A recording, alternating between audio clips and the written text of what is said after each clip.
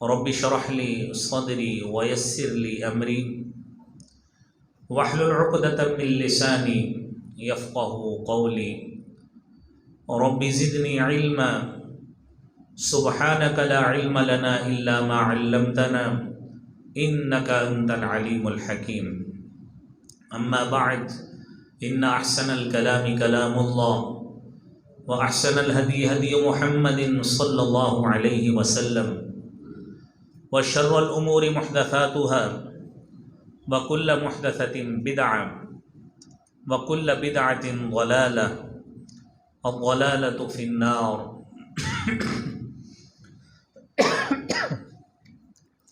أعوذ بالله السميع العليم من الشيطان الرجيم. بسم الله الرحمن الرحيم. وأطيعوا الله ورسوله ولا تنازعوا فتفشلوا وتذهب ريحكم واصبروا ان اللہ مع الصابرین. صدق اللہ العظیم. حمد و ثنا، تعریف و تمہید، کبریائی اور بڑائی اللہ رب العالمین کی ذات کے لیے ہے. درود و سلام امام المرسلین، شفیع المذنبین، رحمت للعالمین جناب محمد مصطفیٰ صلی اللہ علیہ وآلہ وسلم کی ذات اقدس پر. حضرات علی وقار، یہ اللہ جل شانہ کی بڑی نعمت ہے کہ اس خالق ارض و سما نے ہم سب کو مسلمان بھی بنایا اور جناب محمد الرسول اللہ صلی اللہ علیہ وآلہ وسلم کا امتی بھی بنایا. اور اللہ رب العالمین نے جس شریعت محمدی کا ہمیں متبع بنایا ہے، یہ شریعت یہ محبت کا پیغام دیتی ہے، اخوت اور بھائی چارے کا پیغام دیتی ہے، اور ہمیں ہر اس عنصر سے اور اس رویے سے ہمیں محفوظ رہنے کی تلقین کرتی ہے جس سے باہمی طور پر انتشار آتا ہو، افتراق آتا ہو اور باہمی بھائی چارے میں فرق آتا ہو. مسلمانوں میں باہمی طور پر جو رشتہ ہے وہ محبت کا رشتہ ہے، وہ پیار کا رشتہ ہے، باہمی مودت اور اخوت کا رشتہ ہے. لہذا یہ شریعت ہمیں بار بار اسی پر رہنے کی تلقین کرتی ہے. اور اس سلسلہ میں وہ تمام عناصر، خواہ وہ حسد ہو، خواہ وہ بغض ہو، خواہ وہ انتشار ہو، کوئی بھی ایسا عنصر جس سے باہمی محبت میں فرق آتا ہو، شریعت اس سے پرہیز کرنے کا حکم دیتی ہے. اور بھائیو، آپ دیکھیے کہ یہ بدقسمتی ہے کہ آج امت مسلمہ میں اتحاد، اتفاق، وہ مسلم امہ یا اتحاد امت کا جو درس تھا وہ بدقسمتی سے وہ مفقود ہے، جس کا لازمی نتیجہ یہی ہے کہ جو آپ نے آیت کریمہ میں سنا ہے کہ ہمارا جو اصل بنیاد جس بات پہ تھی وہ یہ تھی کہ جس شریعت کے ہم متبع ہیں، پیروکار ہیں، وہ شریعت ہمیں حکم دیتی ہے کہ اللہ رب العالمین کی پیروی کرو اور اللہ کے رسول صلی اللہ علیہ وسلم کی پیروی کرو. باہمی طور پر آپس میں تنازعات نہ بناؤ، جھگڑے نہ کرو. اس کا نتیجہ یہ نکلے گا کہ تمہارے اندر بزدلی آ جائے گی. وَتَذْهَبَ رِيحُكُمْ، اور جو تمہاری پورے اقوام عالم پر بطور مسلمان اور ایک امت کے طور پہ تمہارا رعب اور دبدبہ ہے وہ ختم ہوتا جائے گا. لیکن بدقسمتی ہے کہ آج جو کام امت مسلمہ کا اصل ورثہ تھا، جو امت مسلمہ کو اصل طور پہ جس علم کو تھامنا تھا، وہ بدقسمتی سے اتحاد کی بجائے وہ افتراق اور انتشار کی طرف جا چکا. جب انتشار اور افتراق کی طرف جا چکا تو مسلم امہ کا وہ رعب اور دبدبہ اقوام عالم سے بدقسمتی سے ختم ہوتا جا رہا ہے۔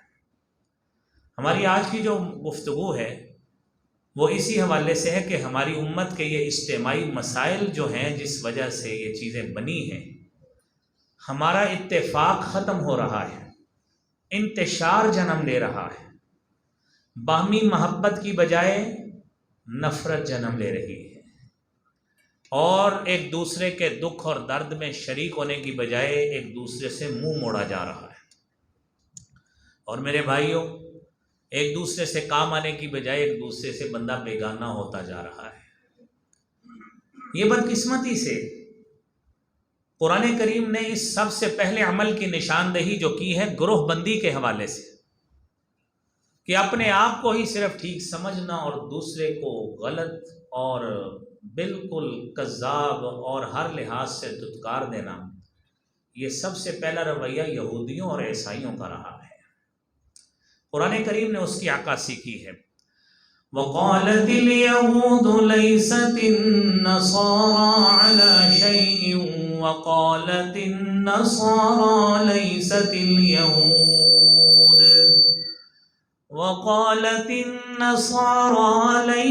الْيَهُودُ عَلَىٰ شَيْءٍ وَهُمْ يَتْلُونَ الْكِتَابَ۔ یہودیوں کو تورات ملی، عیسائیوں کو انجیل ملی۔ یہودیوں نے یہ بات کہی کہ عیسائیوں کی کوئی اصل اور بنیاد نہیں ہے، وہ حق پہ نہیں ہیں۔ عیسائیوں نے یہودیوں کو یہی بات کہی کہ ان کی بھی کوئی بنیاد نہیں ہے، اصل نہیں ہے، حق پہ نہیں ہے۔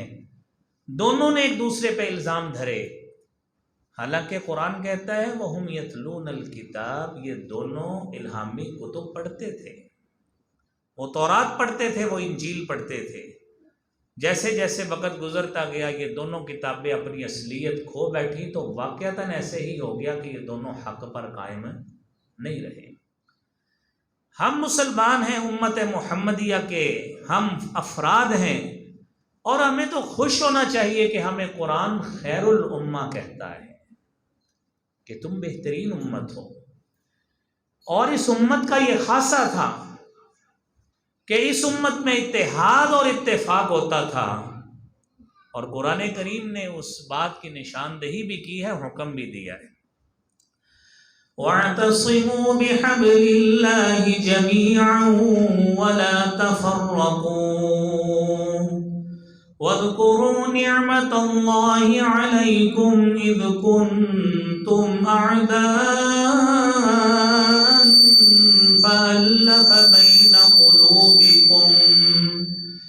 فَأَلَّفَ بَيْنَ قُلُوبِكُمْ فَأَصْبَحْتُمْ بِنِعْمَتِهِ إِخْوَانًا،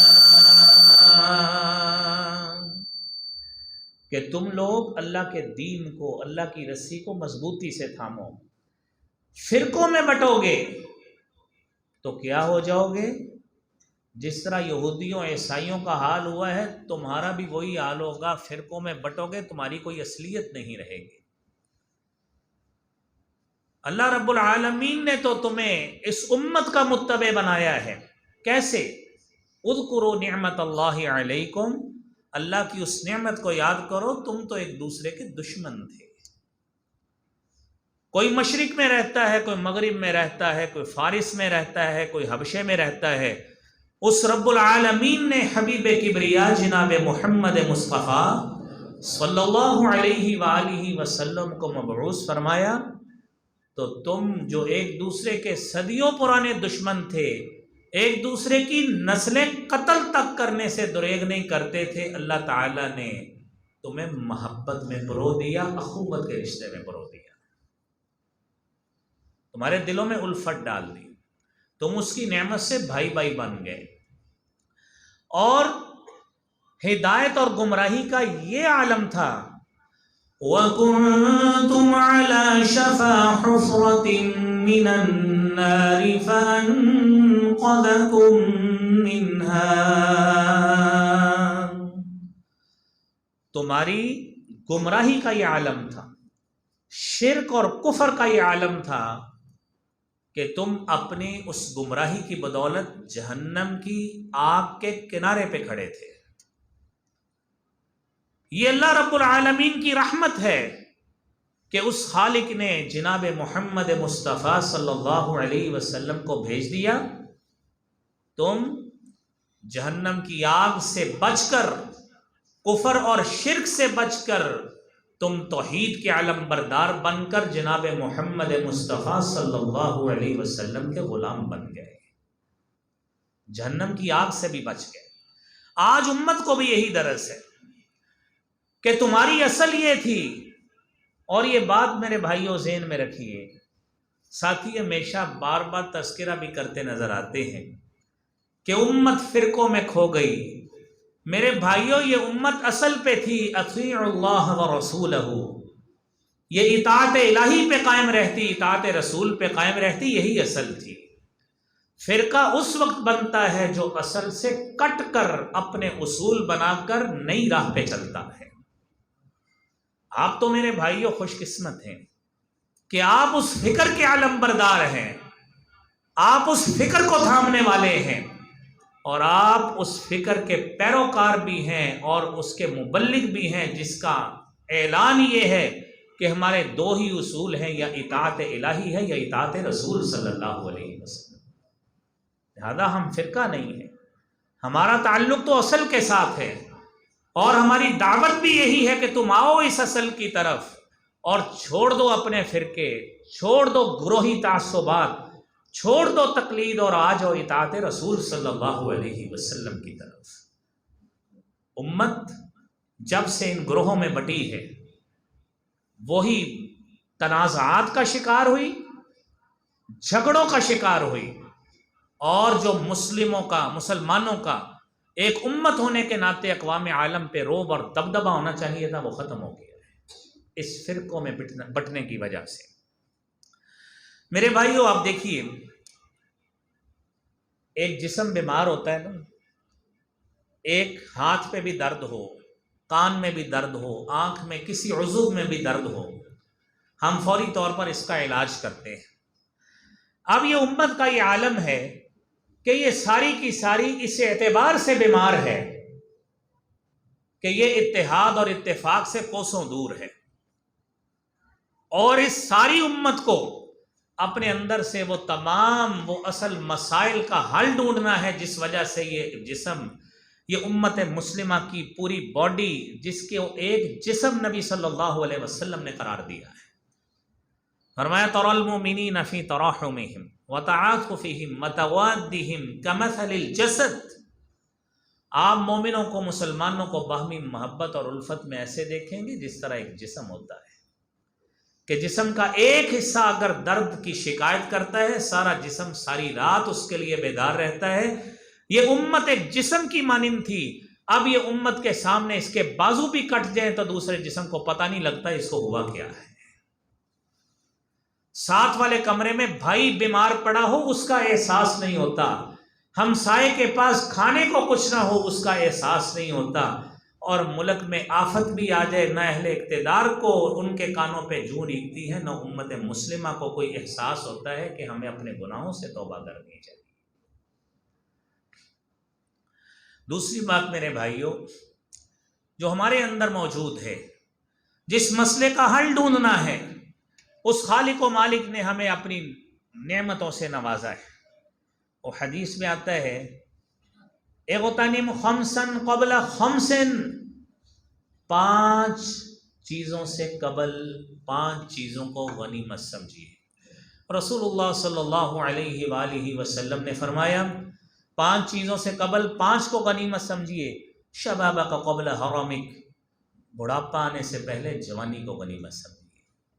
وغناک قبل فقرک، فقیری اور تنگ دستی آنے سے پہلے اللہ نے آپ کو مال و دولت دی ہے، اس کو غنیمت سمجھیے۔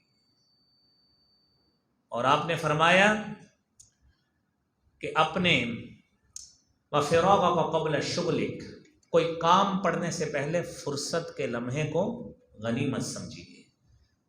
اور پھر وصحتک قبل سقمک، بیماری آنے سے پہلے صحت کو غنیمت سمجھیے۔ وحیاتک قبل موتک، موت آنے سے قبل زندگی کو غنیمت سمجھ کر جتنے نیک عمل ہوتے ہیں کر لیں، آنکھ بند ہوگی عمل کا سلسلہ بھی منقطع ہو جائے گا۔ یہ 5 چیزوں کو غنیمت سمجھیے۔ اس کے باوجود یہ 5 چیزیں ہمارے پاس آج موجود، صحت موجود، سلامتی موجود، جسمانی صحت موجود، وقت موجود، بڑھاپا نہیں طاری ہوا کہ ہم کبڑے ہو کے چلے، ہم سے سیدھا نہ ہوا جائے، ایسی کیفیت نہیں آئی۔ سارا کچھ ہونے کے باوجود یہ پھر جو بدترین بیماری ہماری قوم کے اندر ہے وہ کفران نعمت ہے، اللہ کی نعمتوں کی ناشکری کرنا۔ وقت موجود، صحت موجود، سارا کچھ موجود، ان ساری چیزوں کے ہونے کے باوجود پھر ناشکری۔ تو سیدنا ابو ہریرہ رضی اللہ تعالی عنہ بیان کرتے ہیں، اور رسول اللہ صلی اللہ علیہ وآلہ وسلم نے فرمایا سیصیب امتی داء الامم، ان قریب میری امت میں بھی وہ بیماریاں آئیں گی جو بدقسمتی سے سابقہ امتوں میں پائی جاتی تھی۔ صحابہ نے پوچھا یا رسول اللہ صلی اللہ علیہ وآلہ وسلم وما داء الامم، سابقہ امتوں کی بیماریاں کون سی تھیں؟ آپ نے فرمایا الاشر والبطر والتدابر والتنافس والتباغض، یہ میری امت میں جو بیماریاں سابقہ امتوں والی رینگ رینگ کے آئیں گی، وہ بیماریاں کفران نعمت کی بجائے ناشکری کریں گے، اور پھر تکبر ان کے اندر عام ہو جائے گا، والتباغض بغض رکھنا، ایک دوسرے سے نفرتیں اور قدورتیں رکھنا ان میں عام ہو جائے گا، والتنافس ایک دوسرے کے ساتھ مقابلہ بازی عام ہو جائے گی، مال و دولت میں، دنیاوی وسائل میں، دنیاوی مال و متاع میں ایک دوسرے سے آگے نکلنے کی خواہش۔ اور پھر آپ نے فرمایا والبخل، کنجوسی آ جائے گی، مال موجود ہوگا لیکن دل اتنا ہی کنجوس ہو جائے گا۔ فرمایا حتی یکون البغی، پھر امت میں سرکشی عام ہو جائے گی، بغاوت عام ہو جائے گی، سرکشی عام ہو جائے گی۔ ثم یکون الحرج، پھر قتل عام ہوگا، لوگ اللہ کی نعمتوں کی اتنی ناقدری کریں گے، جان کی کوئی پرواہ نہیں ہوگی، جس کو کسی کے ساتھ کوئی تھوڑا بہت بھی مسئلہ ہوا وہ اس کی جان کے در پہ ہو جائے گا۔ آج آپ اخبارات بھی دیکھیں، میڈیا کو بھی دیکھیں، کیا یہ باتیں ہو نہیں رہی؟ ایک دوسرے سے آگے نکلنے کے لالچ میں قتل نہیں ہو رہے، ایک دوسرے کے ساتھ نفرت رکھتے رکھتے یہ میرے بھائیو، یہ نفرت کا جذبہ اتنا بڑھتا ہے کہ بندہ ایک دوسرے کی جان لینے سے بھی دریغ نہیں کرتا۔ یہ میرے بھائیوں اس مالک کا شکر کرنا چاہیے جس نے آپ کو مالداروں کی صف میں بھی کھڑا کیا، جس نے آپ کو صحت مندوں کی صف میں کھڑا کیا، جس نے آپ کو فرصت کے لمحات بھی دیے کہ اپنے رب کو جتنا چاہو یاد کر لو، جتنا چاہو ذکر الہی کر لو۔ آج زبان بھی حرکت کر رہی ہے، ہاتھ بھی حرکت کر رہے ہیں، اور جتنا چاہو عبادت کر لو، قبل اس کے وہ وقت آ جائے جب نہ ہاتھ کام کریں گے نہ زبان کام کرے گی۔ ان نعمتوں کی قدردانی کرنی چاہیے۔ یہ بدقسمتی سے سابقہ امتوں میں ناشکری والے علامات تھیں جو بدقسمتی سے اس امت میں بھی آ گئی، اور یہ امت کے مسائل ہیں جس کا ہم نے خود حل ڈھونڈنا ہے اور اس کے ہم خود شکار ہیں۔ تیسری میرے بھائیوں، تیسری چوتھی بات، حسد اور بغض کا ہونا۔ حسد کیا ہے؟ کراہۃ النعمہ وحب الزوال علی المنعم علیہ، کہ بندہ کسی نعمت کو، کسی کو ملی ہے، کسی کو مال مل گیا، دولت مل گئی، کسی کو اولاد مل گئی، کسی کو گاڑیاں مل گئی، کسی کو دکان مل گئی، کسی کو فیکٹری مل گئی، بندہ کیا کرتا ہے؟ کراہۃ النعمہ، اس نعمت کو ناپسند کرتا ہے دوسرا آدمی۔ وحب الزوال علی المنعم علیہ، اور جس کو اللہ نے وہ انعام دیا ہوتا ہے، حاسد کی خواہش ہوتی ہے کہ اس سے یہ نعمت ختم ہو جائے۔ رسول اللہ صلی اللہ علیہ وآلہ وسلم نے فرمایا تھا ایاکم والحسد حسد سے بچو. ان الحسد یأکل الحسنات، حسد نیکیوں کو اس طرح کھاتا ہے کما تأکل النار الحطب، جس طرح آگ خشک لکڑیوں کو کھا جاتی ہے. اور سیدنا زبیر بن عوام رضی اللہ تعالی عنہ حدیث بیان کرتے ہیں کہ رسول اللہ صلی اللہ علیہ وآلہ وسلم نے فرمایا دب الیکم داء الامم قبلکم، میری امت کے لوگوں تمہارے اندر ایسی بیماریاں آئیں گی جو وہ بیماریاں ان قوموں سے رینگ رینگ کر آئیں گی جو تم سے پہلے قومیں تھیں. اور آپ نے فرمایا ہی الحالقہ، یہ مونڈ دینے والی ہوں گی. اور آپ نے فرمایا لا اقول تحلق الشعر، فرمایا میں یہ نہیں کہتا یہ بیماری آئے گی تمہارے سروں کی ٹنڈیں ہو جائیں گی، ولیکن تحلق الدین، تمہارے اندر سے دین کا صفایا کر کے رکھ دے. بال ہمارے خوشنمائی میں پف شف بنے رہیں گے، اس کو جیل لگائیں، آئل لگائیں، سپرے لگائیں، خوشنما بنے رہے، اگر اندر حسد اور بغض کی بیماری ہے اس حسن کا کیا فائدہ ہے؟ میرے نبی نے فرمایا لا اقول، میں یہ نہیں کہتا کہ یہ بیماری آئے گی تمہارے بال مونڈ دے گی، فرمایا ولیکن تحلق الدین، تمہارے اندر سے دین کا صفایا کر کے رکھ دے. فرمایا وہ بیماریاں کیا ہیں؟ الحسد والشحنہ، ایک حسد کی بیماری ہے، والشحنہ اور دوسری کسی سے بغض اور دشمنی رکھنے کی بیماری ہے. بندہ اندروں اندر ہی کڑتا رہتا ہے اور اس کے بارے میں نفرت بھرے جذبات رکھتا ہے.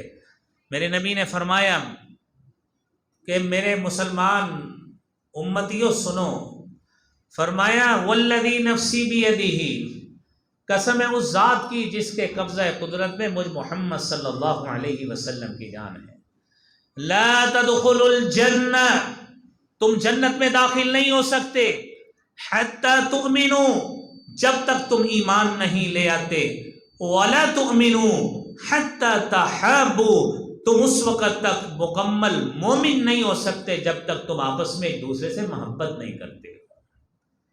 فرمایا اولا ادلکم، کیا میں محمد صلی اللہ علیہ وسلم تمہاری رہنمائی کروں؟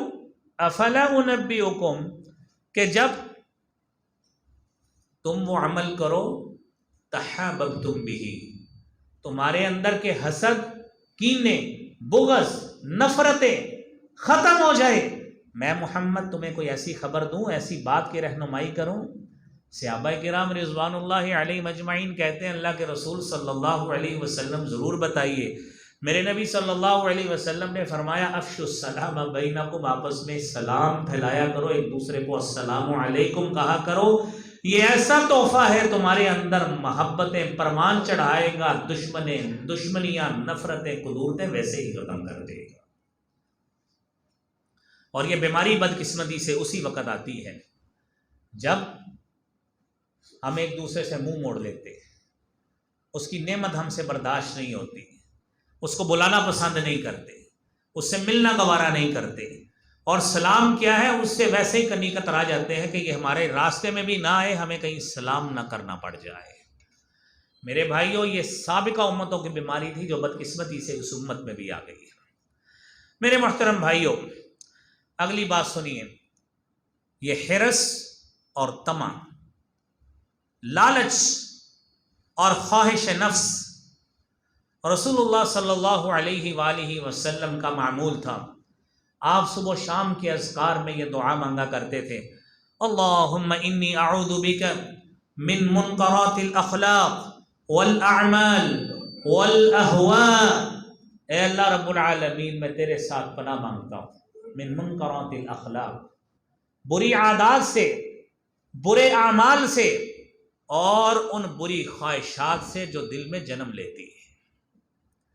حالانکہ شیطان آپ کے اوپر ہماری طرح حملہ نہیں کر سکتا تھا. یہ امت کو سمجھایا ہے کہ شیطان کے حملوں سے محفوظ رہنے کے لیے ان اذکار کو اپنا معمول بنائیے کہ شیطان کے حملوں سے محفوظ رہے. انسان کی خواہش ہے، دیکھیں حضرت آدم علیہ السلام کو اللہ رب العالمین نے درخت کے قریب جانے سے منع کیا، قریب چلے گئے، اللہ رب العالمین کی نافرمانی کی تو خیر بعد میں اللہ سے توبہ کرنا پڑی، جو قرآن کریم میں معروف واقعہ ہے۔ انسان کی خواہش ایسی ہے، بسا اوقات انسان کے سامنے کھانا لیوش قسم کا پڑا ہے، اس کے اندر گنجائش مزید کھانا کھانے کی نہیں ہے، طبع اس کی بتا رہی ہے کہ نہیں یار اب بس، لیکن خواہش نہیں بھر رہی، دل کر رہا ہے کہ یہ کسی نہ کسی طرح میرے ساتھ ہی چلا جائے تو اچھی بات ہے۔ اسی لیے نبی کریم صلی اللہ علیہ وسلم نے فرمایا ابن آدم کا پیٹ صرف قبر کی مٹی بھرے گی، جب تک یہ مرے گا نہیں اس کی خواہشات کبھی ختم نہیں ہوں گی۔ حدیث دو طرح کی ہے کہ ابن آدم کو 2 وادیاں سونے کی دے دی جائیں تو تیسری کی بھی خواہش کرے گا کہ ایک اور ہونی چاہیے۔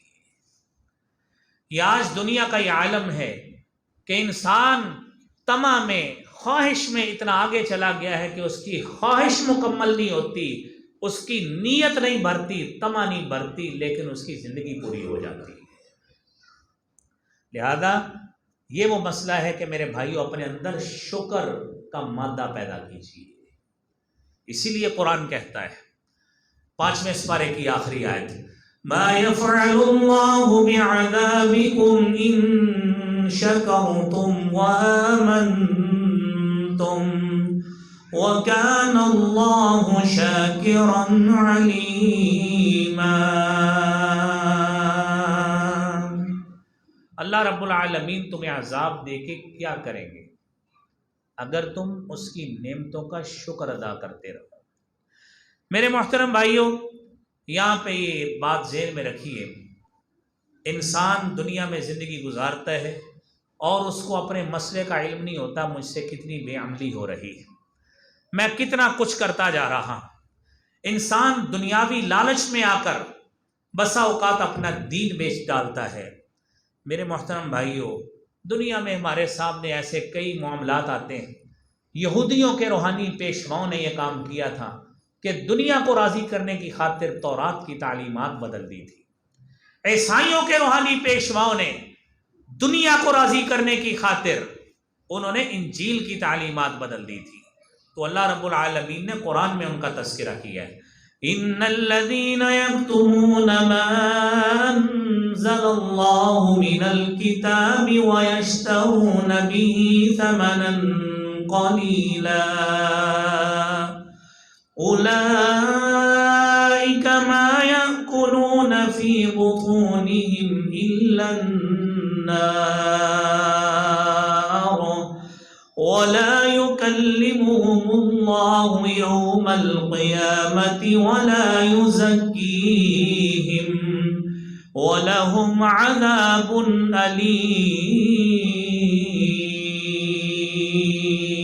أليم۔ وہ لوگ جو اللہ کے نازل کردہ احکامات کو چھپاتے ہیں اور ان احکامات کے بدلے دنیاوی جاہ و چلال، عہدہ، اس کی لالچ میں آ کر ان تعلیمات کو بیچ ڈالتے ہیں۔ یہ ضروری نہیں ہوتا آپ پیسے لے کے جیب میں ڈالیں، اکاؤنٹ میں منتقل کریں، اس سے یہ مراد ہے۔ آپ کو اپنا عہدہ چھننے کا ڈر ہو تو آپ اللہ کے دین کو بدلنے کی کوشش کر دیں۔ یہی پارلیمنٹ تھی جس میں سودی نظام کا بل بھی آیا، ان پارلیمنٹیرینز نے اس کے خلاف کیا کر لیا ہے؟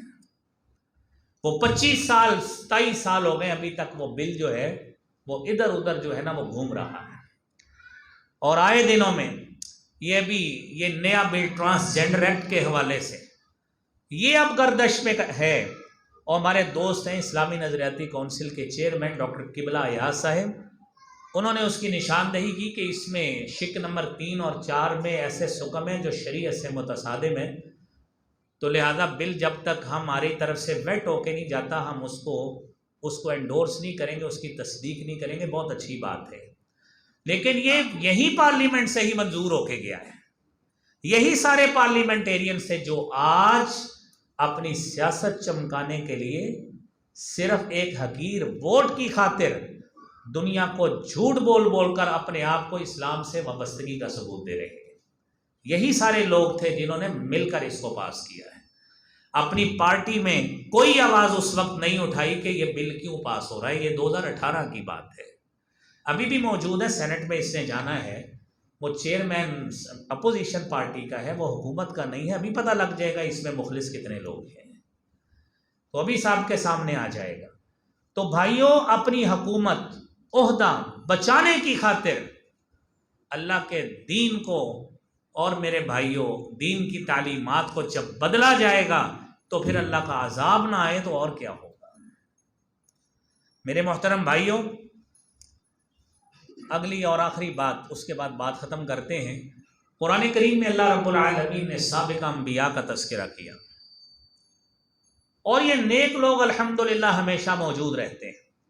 حضرت شعیب علیہ السلام کی قوم کم تولتی تھی پیمائش اور وزن میں، اور ہم نے یہی سمجھ لیا شاید اگر چیز وزن کر کے دی جائے، وہی شعیب علیہ السلام کی قوم والی عادت ہے. یاد رکھنا، کوالٹی مینٹین نہ رکھی، جو سیمپل دکھایا ہے اس طرح کا مال نہ دیا، یہ بھی شعیب علیہ السلام کی قوم والی ہی عادت ہوگی، کیونکہ آپ نے نقص پیدا کر دیا اپنے ساما میں. تو حضرت شعیب علیہ السلام نے جب قوم کو روکا کہ آپ اس حرکت سے باز آ جائیں، مت وہ وقت لے کے آئیں قوم نوح او قوم ہود او قوم صالح کہ تمہارے اوپر وہ عذاب آئے جو قوم ہود پہ آیا تھا، قوم صالح پہ آیا تھا، یا قوم نوح پہ آیا تھا. رب کو ناراض مت کیجئے. وہ آگے سے کہنے لگے قالوا یا شعیب وصلاتك تأمرك ان نترك ما يعبد آباؤنا او ان نفعل في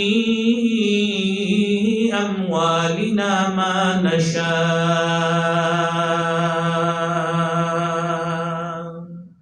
اے شعیب، اللہ کے نبی کو کہہ رہے ہیں، جرأت دیکھیے اس قوم کی، تیری نماز تجھے یہ حکم دیتی ہے کہ ہم وہ ساری باتیں چھوڑ دیں جو ہمارے آباء و اجداد کرتے تھے، یا ہم وہ ساری چیزیں چھوڑ دیں جو ہم کرتے ہیں. او ان نفعل فی اموالنا ما نشاء، ہم تو مال ہم نے کمایا، ہمارا جو دل کرے جیسے چاہے گا ہم کمائیں گے، تو کون ہوتا ہے ہمیں روکنے والا؟ آج تصور کیجئے ہماری منڈیوں میں، بازاروں میں کتنی ہیرا پھیری کے ساتھ کوالٹی مینٹین نہیں ہوتی، اور ہم ساری چیزیں غلط کر کے بھی رحمت کی امید لگا کے بیٹھے ہیں. پھر اس مالک کا کروڑہ شکر کرنا چاہیے، وہ ہمیں پچھلی قوموں کی طرح تباہ نہیں کر رہا. میرے محترم بھائیوں، باتیں اور بھی ہو سکتی ہیں. بات یہ ہے، یہ ہمارے اصل مسائل ہیں، ان مسائل پہ توجہ دیجیے، اور آئیے اطیعوا اللہ ورسولہ، اللہ کی اطاعت، اللہ کے رسول کی اطاعت، اسی میں ہی ہمارا بھلا ہے. قرآن بھی وہیں نازل ہوا ہے، حدیث مصطفیٰ بھی وہیں سے جنم لیتی ہے، اسوہ حسنہ بھی اسی شخصیت کا ہے جسے محمد مصطفیٰ صلی اللہ علیہ وسلم کہتے ہیں. آئیے آگے ربیع الاول آ رہا ہے، آپ کی زندگی کا مطالعہ کیجئے اور ایک پوائنٹ ذہن میں رکھ لیں کہ ہر کام کرنا ہے، ہمارے پاس پیٹرن نمونہ یہ ہے کہ سنت رسول صلی اللہ علیہ وسلم اس میں کیا ہے، اس کے مطابق عمل ہوگا، میری بھی نجات ہوگی، آپ کی بھی نجات ہوگی. اللہ کریم ہمیں تا دم مرگ اس سنت مطہرہ کی حفاظت کی توفیق عطا فرمائے. وآخر دعوانا الحمدللہ رب العالمین.